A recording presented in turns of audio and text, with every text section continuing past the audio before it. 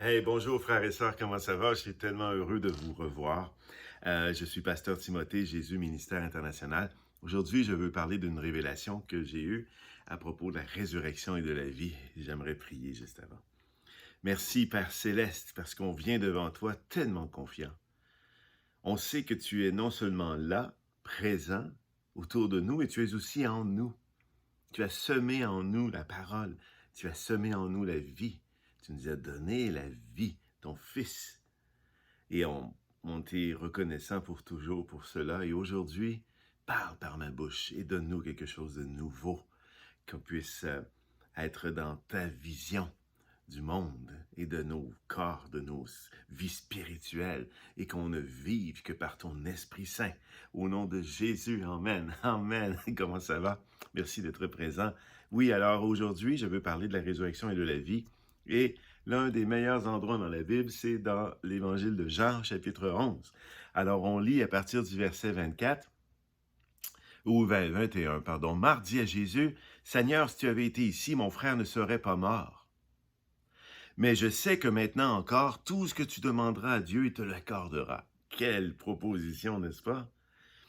Et Jésus dit, « Ton frère reviendra à la vie. » Verset 24, « Je sais bien, répondit Marthe, qu'il reviendra à la vie au dernier jour de la résurrection des morts. » Mais Jésus dit, « Je suis la résurrection et la vie. Celui qui place toute sa confiance en moi vivra. Même s'il meurt. Et tout homme qui vit et croit en moi ne mourra jamais. » Amen. Mais j'aime comment Jésus finit. « Crois-tu cela? » Il se tourne vers Marie, il lui parle, il lui dit cela. Je suis, et non pas je vais faire, non pas je vais donner la vie, je vais ressusciter Lazare et vous allez voir. Non, non, il commence par dire, je suis ce que je vais faire. C'est une question d'être et non de faire. Vous comprenez? Le verbe est différent ici, mais il fait une référence à un état d'être. Donc, lui qui vient du Père est exactement ce dont le Père est, la vie. Et la résurrection, la résurrection, c'est redonner vie à ce qui est mort. Et Jésus dit, moi je le suis, mais toi, voyez-vous, il dit, moi, je suis la résurrection de la vie, mais toi, crois-tu cela? Il n'était pas certain parce qu'elle venait de dire qu'elle croyait en la résurrection des morts au dernier temps, dans les derniers jours, lorsque le jugement de Dieu arrivera. Mais Jésus dit, oui, d'accord, mais cela, c'est moi, je suis ici devant toi. Je vais le faire, là, mais je ne vais pas faire quelque chose, je vais être ce que je vais faire. Crois-tu cela? C'est toute une révélation. Continuons encore jusqu'au verset 27. « Et tout homme qui vit et croit en moi ne mourra jamais. » Crois-tu cela? « Oui, Seigneur, lui répondit-elle, je crois que tu es le Christ, le Fils de Dieu, celui qui devait venir dans le monde. » Là-dessus, elle partit appeler sa sœur Marie.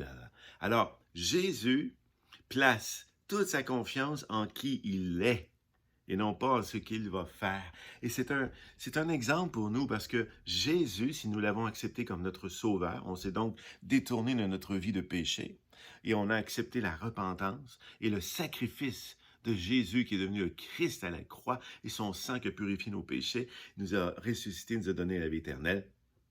Alors, si cela a été fait, on devrait croire maintenant que Jésus habite en nous, et c'est écrit aussi dans la parole. Vous êtes cachés en Christ, dit l'apôtre Paul. Donc, Jésus est là et moi, je suis en lui. Il est en moi et je suis en lui. Alors, qu'est-ce qui est en moi? C'est non seulement Jésus, un nom, mais c'est un état d'être qui est la résurrection et la vie. Je porte en moi ce qui est d'ordre de la résurrection et d'ordre de la vie éternelle. Donc, ce n'est pas seulement quelque chose d'une autre personne, c'est aussi ce que moi, je suis devenu. Donc, à mon tour, je peux ressusciter les morts, comme Jésus le demande à ses disciples. Chasser les démons, guérissez les malades, annoncer que le royaume de Dieu est proche, ressusciter les morts. Pourquoi pourront-ils ressusciter les morts? Bien, c'est parce que, non pas qu'ils vont prendre le pouvoir d'un autre, mais ce qui se trouve en eux et non seulement ce qui se trouve en eux, ce qu'ils sont eux-mêmes. Donc nous sommes la résurrection, nous sommes la vie. Cela implique que euh, chaque chose qui meurt en nous ne peut continuer à mourir, puisque face à ce que nous sommes devenus, il est impossible que le cancer demeure, que la dépression demeure, que le burn-out demeure, que les allergies demeurent, que les maux physiques que nous avons demeurent. Parce que chaque chose qui meurt ou qui n'est pas alignée avec le mot santé, avec le mot la santé parfaite, avec le ravitaillement de la santé psychologique, de notre santé spirituelle, de notre santé émotive. Alors nos émotions négatives, tout cela meurt dès le moment où on fixe les yeux sur ce que nous sommes devenus, puisque nous sommes êtres. Et nous sommes cet être qui est la résurrection et la vie. Alors aujourd'hui, je vous souhaite une journée bénie, une journée de résurrection et de vie. On a ce pouvoir, vous avez ce pouvoir, j'ai ce pouvoir par Christ qui vit en moi. Et il a fait de moi cet état d'être.